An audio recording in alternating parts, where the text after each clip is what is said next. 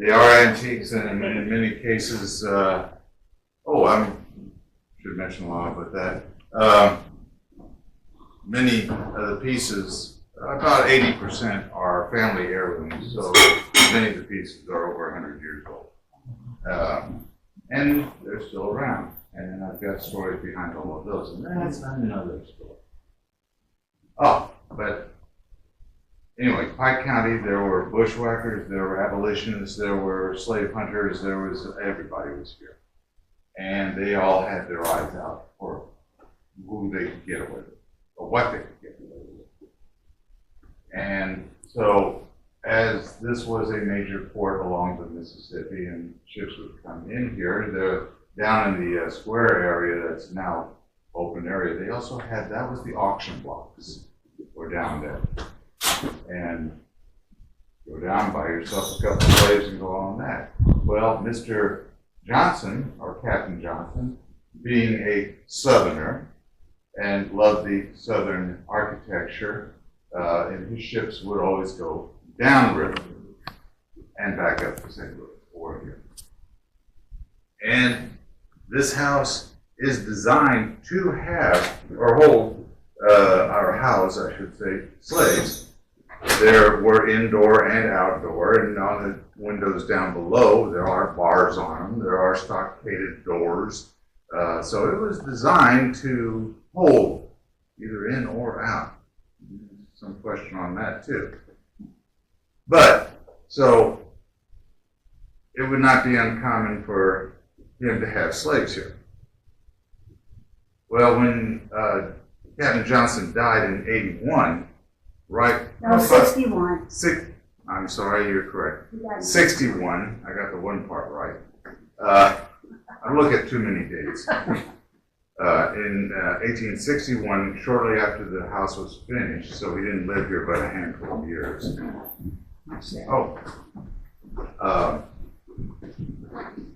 And his property was inventoried, and he owned one slave, one squire, and he was listed worth valued at $500, quite a large sum. There's a little fountain just where his house used to be over here. We call that Squire's Grave, just because we're a little bit different.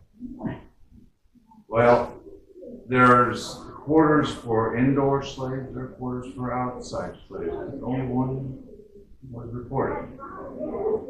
Again, curious thing.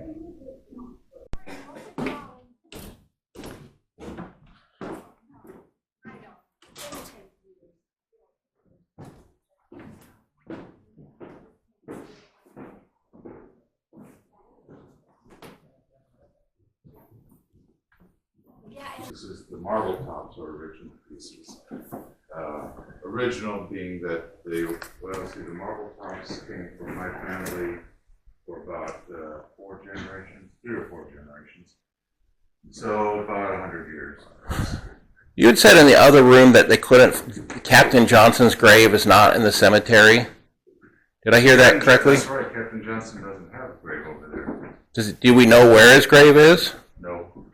And you also said that there's no record of him in North Carolina. That's where his father brought him. Now, he came out west when he was about, I think it was 9 years old. So there wouldn't be any record of him in North Carolina, most likely. But there's no record of his father either. So, is one conjecture that that just wasn't his last name and he's here under an assumed name, perhaps? That would be part of the circumstantial evidence that I would support, yes. Yeah. A potential mystery. Well, to summarize that whole thing, I love the dramatics, but that's okay. We'll cut to the chase. There's no indication of Captain Johnson. There's no indication of his father. There is no record of his company, the Packet Boat Company. There's no record of him ever being a ship's captain. We've gone through all of the records that were documented of all the ships, all the captains. And he's not in the list? He does not exist. This house, when he built it in the 1850s, in premonition of the war, you might want to say. As I was alluding to or starting on, this was a hard-fought area as far as the slavery and the Underground Railroad went. And he had this house built. Now, you can look at it and say, oh yeah, this is the style. However, it is triple thick, 14-inch thick walls. The outside walls are all brick. The interior walls are all brick. If you notice on the door as you pass through, that's a 2-inch thick oak door. Very heavy. If you look in the back at the at the porches in the back, normally the porches would have access from floor to floor for the servants to go up and down to bring whatever needs to be to wherever it is. There is none. There's only access from the ground level to the first porch. There's no access from the second to the third. Oh. So That's a really curious architecture. that's a curious Because feature. it doesn't follow anything that was built then. Correct. It goes against the tradition of all of that. The other part that becomes a little bit more curious to look at is that there are two hidey holes in here. There are two areas that are hidden access points that serve no function except to possibly store things or hide people. And the final, to look at it, well, and one of the areas of crawl space, and you can, okay, that's just the way the house was built. Oh, I can live with that. But the other one is almost tall enough that I can stand up in. Very deep for just a crawl space. So, don't mean to ignore anybody behind me. Oh, that's okay. Yeah. I've heard this all before. Yes, we know all about it. The final piece that makes it very curious, on top of curiouser and curiouser, is that before the war was over, in 1864, another company upstream or upriver in Keokuk, Iowa, launched a packet boat named the James Henry Johnson, for the Captain Johnson. So why would a northern packet boat company in Keokuk, Iowa, name a ship after a southern captain that only ran further south? Unless they knew that they were the next step in the link, and they knew what he was doing. Now, when he died, his brother, as I said, took over the business, and they still refer to him as Captain Henry. So you still ask for Captain Henry and his ships. It wasn't his name. His name was Daniel. They called him Henry. Very strange again. So, and I do have a picture of that boat, packet boat, J.H. Johnson, written across the paddle wheel. So, again, circumstantial evidence. Why? But there was one other curious piece. It was somewhere in the 1980s, I think they said it was. But they were working on the streets right out here and came across a tunnel that aimed up this way from the docks. Why? Now, the house next to us was often indicated that it was part of either the underground or bushwhackers or to hide troops. I think Morgan was rumored to have stayed hidden in the basement there. So if that was part of the underground, would it be hard to believe that this was also part of the underground? Hard to tell. Now, coming back to the other with Callaway County, another native son here was a lawyer by the name of John Brooks Henderson, who bought slaves bought several slaves. Never owned a slave. Neat trick, right?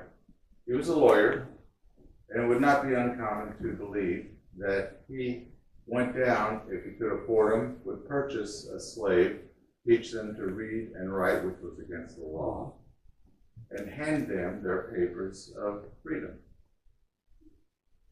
and send them on their way. He never owned them, but he would teach them how to be free men and women. Now, for their own protection, the people in the Underground Railroad did not know about each other. They knew I would know you on sight. But your name, I don't care. I don't want to know your name. If a person is taken, you can't give away information if you don't know it. So it would not be uncommon that to believe, or hard to believe, that Henderson would have known Johnson. And as I mentioned earlier, Johnson's probably wasn't his real name. So we have no tracing to know who he was. And in, again, 1864, the war was still going on, Henderson, while he was a senator, a federal senator from Missouri, but he was out in Iowa negotiating treaties with the tribes up there. He came back through here and purchased this house. Went back to Washington, D.C. The 13th Amendment that he authored was already about to pass, hadn't passed yet. But there's many things else that he was taking place of. He would not stay as a senator. He returned back here. And he, all four of his children were born here. 3 of them died. The 4th one lived for a while. Anyway, he went to St. Louis, lived for a little while before he moved back to Washington, D.C. The connection with Callaway County, in the beginning of the war in 1861, he was made general of the Michigan Guard, or Missouri Guard, wrong state, write letters, and was sent to put down the rebellion in Callaway. That they had decided that they were going to secede from the secessions, and that they were not about to have any Yankee, any Northerner, actually anybody tell them what to do.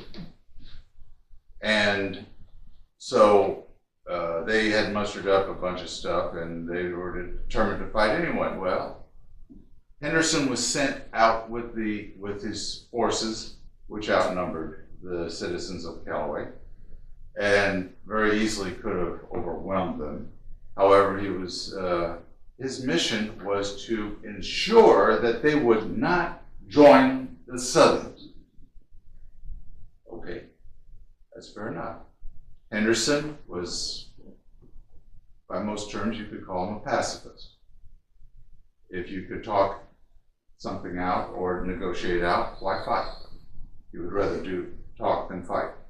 So he discussed, and they came into terms under the agreement that they would not join Southern forces. They were allowed to be peaceful. They would lay their arms down. They just wouldn't join the South, but they had already seceded from the North, and thus created, in their minds, the Kingdom of Callaway. Henderson returned back to St. Louis.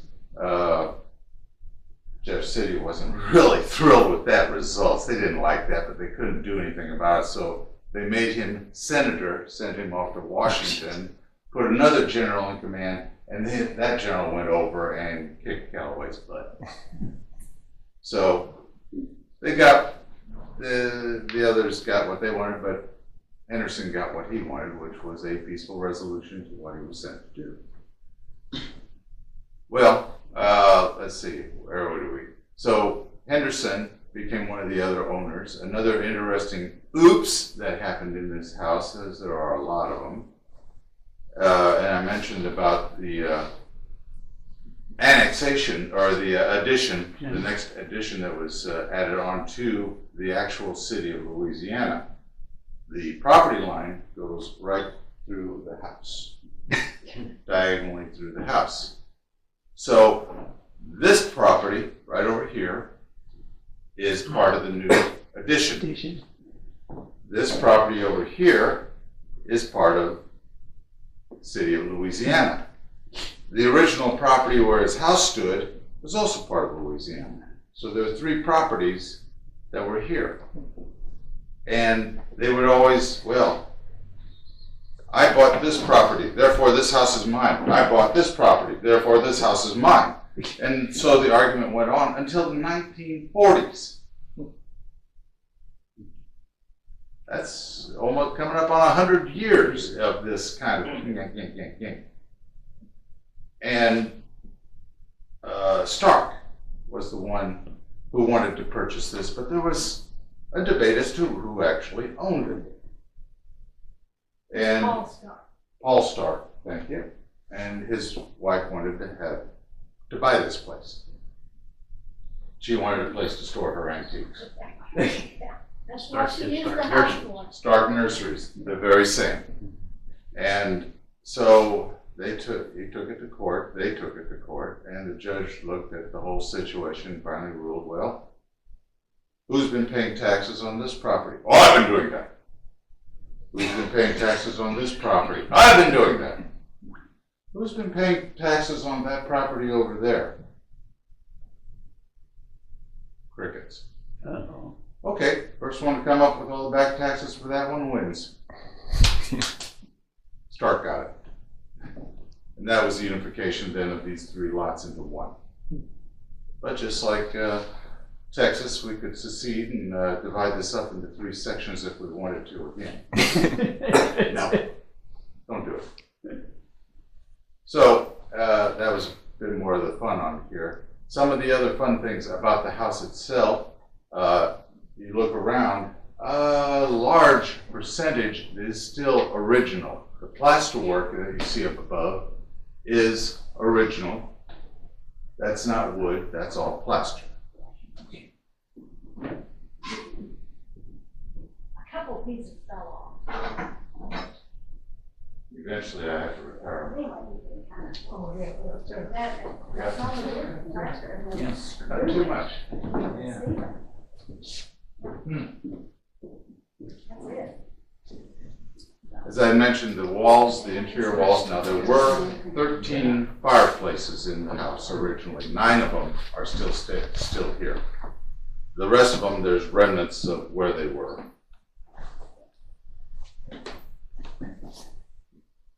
I'm told that somewhere in St. Louis is a master plasterer that could actually rebuild a lot of that, but I don't think I could afford it. First capital. Yeah, Yeah, Grandma knows where it is. yeah, he's right on top of that one there. The furniture, much of the furniture and pieces, original pieces, and a lot of it are family pieces that I possessed or came into from the family because nobody else in my family wanted anything to do with the old stuff. So I'm just as happy about that. We can take a little quick walking. I'm not sure what your timeline is. I do realize that you want to go get something to eat. That's why we gave you a little snack booze to start with, so you wouldn't be crumbling with the tumblies. Kent's pretty fragile, but the rest of us are probably okay. Yeah. Yeah, now, maybe you need to tell them the story of the mirror out here. That was a fun. Out here, mirror, 14 feet high, 8 foot wide, and is original to the house. It was in a mansion out of St. Louis that was being torn down in 1850s. So it was considerably older than that. Anyway, captain put it on his boat, sailed it up the river, had a bunch of strong men, put it on a cart, wheeled it up, brought it in, and mounted it up here. Now tell the rest of the story about the mirror. Oh, the second About the half. governor. Yeah, you recall that Paul Stark owned this when he sold it in the 70s. A lot of pieces went to the governor's mansion, or were intended to go to the governor's And they mansion, wanted it as for the governor's Stark, mansion. one of the Starks was also former governor, so they had a connection, and they were still working things out. However, the Mrs. Bond, Kit Bond, wanted this mirror. We have the newspaper article. That's how we know all of this. We have the article where she is standing in front of that, wanting to take it to the governor's mansion. And the She newspaper. wanted to have it ripped out and taken away, but the house had just been sold to Paul and Joanne Crevel. No, Patrick, Rick and Joanne Crevel. not Paul, correct.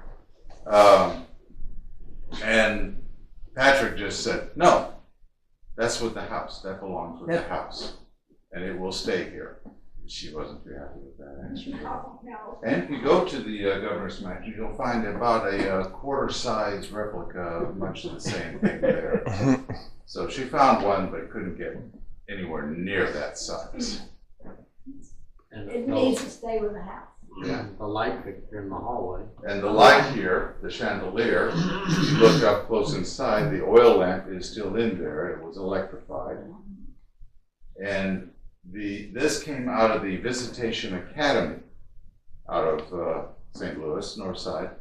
And when I think Paul again, yes, was doing handling the renovations of the academy, and they were going to throw this out.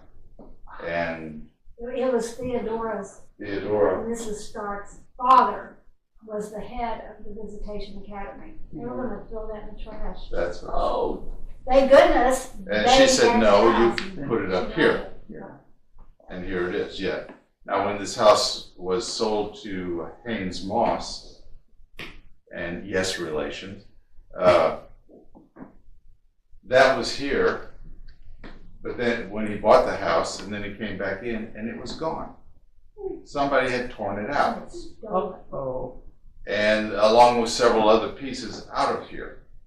And he just went down to the bank and told them, said that will return, or there will be problems, there will be issues. It showed up the next morning on the doorstep in pieces, in a box. And it took him 2 months, No, it was like 6 weeks. 6 weeks, a month and a His half, sister Nancy, who lives behind us, they put it back together. restored it. Some of the little fun around here. But how did a mirror get in the house? Carried in. Yeah. Just carried in. Most likely, I would say it was, the mirror was separated from the frame. The frame was brought in on its side through the front door. When the house was built, this side was built, the far side was built, the hall here was the last. If you look at the size of the boards, they're different. But the hallway was the last to be built. And at that point was when they brought it in. Now, the wallpaper in here is from the 1970s. That was 80s. from the 80s. I think Yeah, it's I more, think it was- yeah, it was 80s with Floors. She put up a lot of wallpaper, and one of the later owners wanted to turn this house into apartments. And that's why she ripped the wallpaper off, and she started with that corner before she decided it wasn't going to work. However, she started again on that corner, got part of it out, which was enough to reveal the original wallpaper was the only other level below this. So we have a nice large section of the pattern of the original wallpaper. Another fun, all of the wood was popular at the time of faux paint. Use pine and paint it to look like oak, which was an art form of itself. And the same faux painting, like on the mantelpieces here, to make it look like marble. turkey feathers. That was one way. However, somebody had painted this one over, through the years. This was all white. This was still original. That was the original work and such. My sister came up one year, like she had nothing better to do. She's a retired veterinarian, so she had lots of time on her hands, so to speak. Anyway, she came up, peeled all of the white paint off, and painstakingly went through and restored all the marbling on this one. She didn't use a turkey feather, she had more modern tools. When we mentioned of our intent to probably have to sell as we have to move to, don't have to, but the great-grandchildren are in Arkansas, and so we'll probably head that direction. She says, what are you gonna do with the fireplace? Sorry, but it has to stay. Oh, well, she has pictures, as she said. So, let's see, and that's pretty much, unless there's more fun in here. Unless they want to hear it. Have you all ever heard of Symphonium from 1890? Oh, you got to hear it. This is 1890. It's still all original. This was they probably had something like this when they had a ball in there.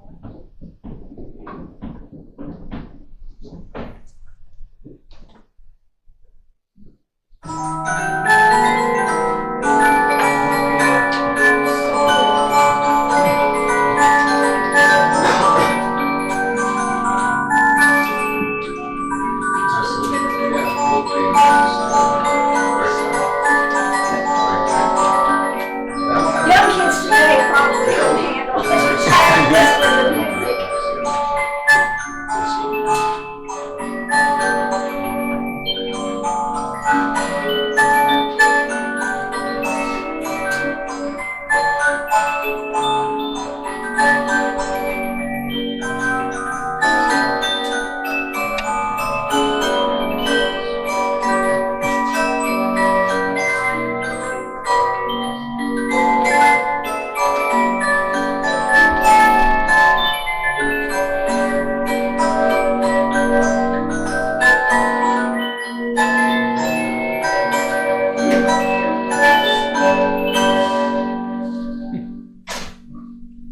And one other fun piece about the old antique furniture, since this was a ballroom, and they did hold the governor's mansion ball in here in like 1965.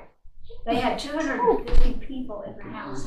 Again, we have the newspaper article, so, but they did hold the governor's ball in here. But now Some this, of the people still here in town. yeah, were they part of worked the here, they were workers. kids, They were and young they served kids. the food. Serving So food. they told us. But this piece over here, that's called a petticoat etager. And at the bottom, you can see there's a mirror. And back in the 1800s, when you had a ball, the women would dance by these. And if they saw their petticoat, they had to go out and fix it because that was a no-no. You did not show your petticoat at all. So they would dance by and they could tell if they had to go. So that piece has been in the house for a year. Well, it's been here, I'm not really sure how long it has been here. We bought it from the previous owner. He didn't want to take it to California, so we bought it from him. But we thought, well, It goes right belongs to part the of the house history. since we have a ballroom. So it needs to go with the ballroom, you know? That's right. So, One of the other fun little pieces, the piano back here, actually before, back to 2000, was in the building across the street from us. And one of the previous owners over there wanted to buy this house. The deal fell through. He bought a house down in Clarksville. He took the piano with him. And when he passed away, his niece asked us if, because Richard loved this house, and we knew him also, and he was good friends with him, but she said he would really love something to stay here with the house, to be in the house. So she asked if we would like the piano. All we had to do was get it from Clarksville to up here. And yeah, bring it on. We got it. We'll find somebody to pick it up. yeah, there you go, yeah. It's no worse than moving a mirror in here. So we had brought that in. Well, the fellow we had to paint all the corbels and much of the trim work and do a lot of work on the outside also used to live in the house across the way here. And he happened to come by with his family and he's got a brood of boys, but one girl. And she's, Daddy, you've been telling me you can get a piano for me. And he said, well, I had one. And, well, she came over, sat down, and was playing away. And he looked at it and said, it looks kind of familiar. And he looked a little more, and that really looks familiar. Put all the pieces together. This was his piano. And he lived over here, and he left in 2000 when Richard took over, and then so the piano made it back home. Yeah, kind of interesting story. The other nice feature, architecturally speaking, is the walkout window at the back here. That's a floor-to-ceiling window that rises up, goes up into the upper areas, and could walk out onto the porch. If you got too hot from dancing, you go out and cool off. And there's an identical one above. It's kind of boarded up, but it's still under there. Yeah. This is where one of the other fireplaces, the vent up above, we put the mantle in just to be cute. But it had a warming stove out here in the hallway. The chandeliers we mentioned and the mirror. Now the stairway, free floating, this is all original. And is one of 7 original ones still in existence in Missouri.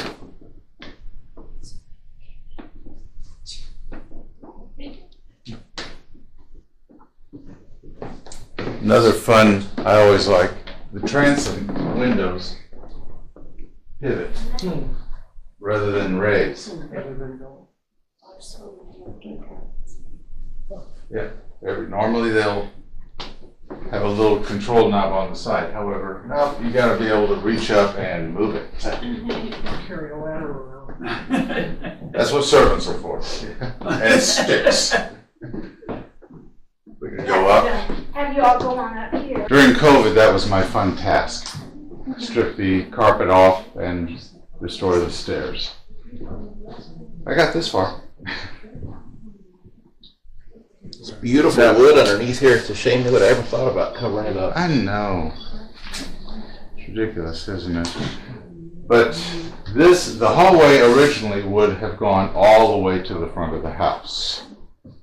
But again, Keith McClure, who did a lot of woodworking, put these in and closed off the front. And as you'll see, there's a bathroom in the other side of the wall here. But without this, then the servants would come in through the door behind, and they would have access to all 4 of the rooms up here. The children's room would be on that side with the nanny, and the master bedroom and sitting room was on this side.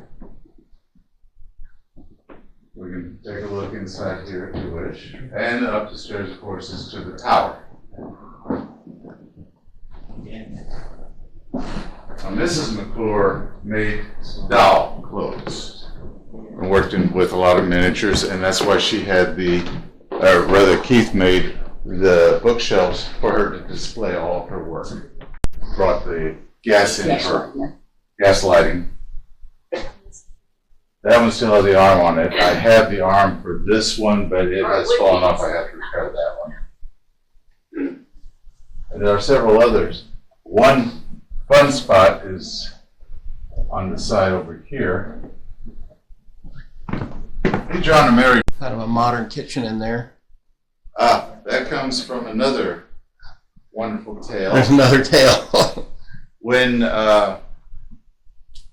Isaac, she and her husband purchased the house. Well, in the process, a few years later, they got a divorce. Neither one wanted to leave the house. So he moved upstairs, she moved downstairs. They blocked off the servants' stairs in the back, and he put the kitchen in up here.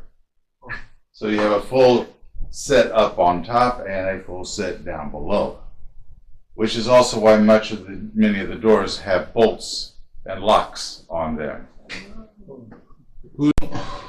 Yes, the houses across the road weren't there when the house was built. That was just a kind of a runoff. Stare at it too long.